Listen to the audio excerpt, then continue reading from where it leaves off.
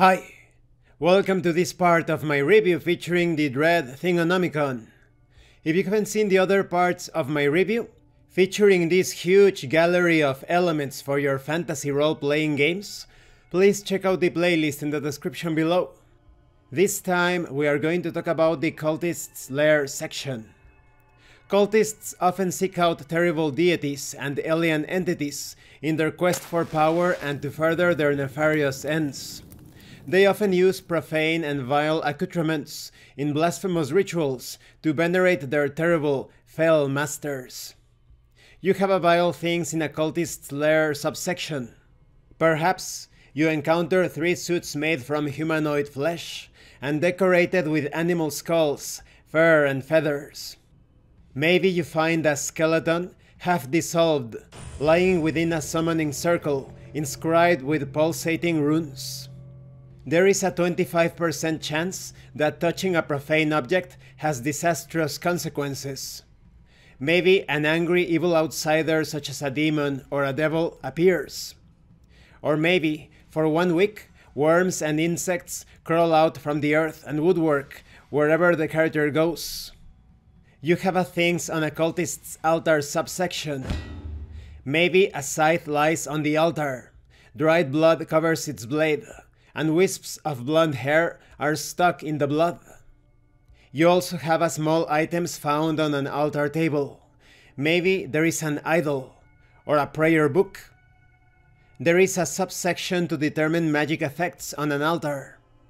Perhaps an illusion cast around the altar creates the image of mist continually rising from the floor. The mist provides concealment for objects and creatures further than 5 feet away, and cannot be dispersed by normal means, such as conjured wind and so on. Individuals who know of the illusion can see through the mist without penalty.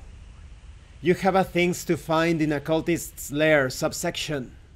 Maybe a small alchemist's lab with the ingredients to create 5 doses of a sleeping potion lies there. The ingredients are volatile and likely to explode if not handled properly. You have an unholy book stable. Maybe you find the Tome of the Tentacled Masters. Little more than a collection of deranged ramblings about the questing tentacles in the dark, this book has been handed down from cultist to cultist. Several different hands are evident in its writings. You can generate cultists with personality. Maybe you meet Thanathrax, a tiefling with red scales, slightly glowing amber eyes, and a stubby tail. Thanathrax is convinced she comes from a draconic rather than a fiendish bloodline.